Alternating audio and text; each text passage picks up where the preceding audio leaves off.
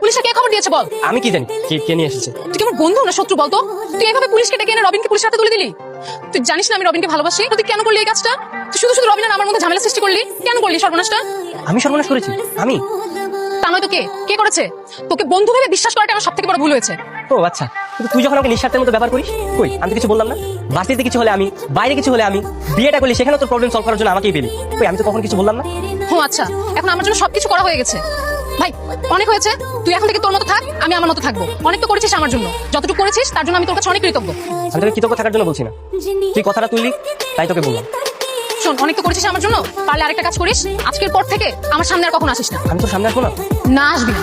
রাজিয়া, শান্ত কোথায়? বাবা শান্ত আর আসবে না। আসবে না কেন? কারণ আমি শান্তকে চলে যেতে বলছি। কি হচ্ছে খুলে বলতো আমাকে।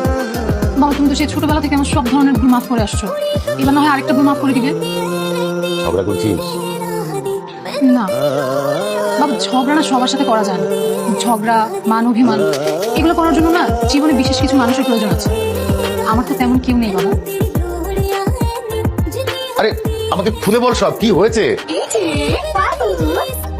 ওই দেখাস, সেদিন প্রথম দেখাতেই আমি তোর সন্দেহ করছিলাম, কোথায় দেখছি মনে করতে পারছিলাম না, কিন্তু আজকে তো ধরা খাই গেছিস তুই। স্যার আমি ভালো হয়ে গেছি স্যার। ভালো হয়ে গেছো?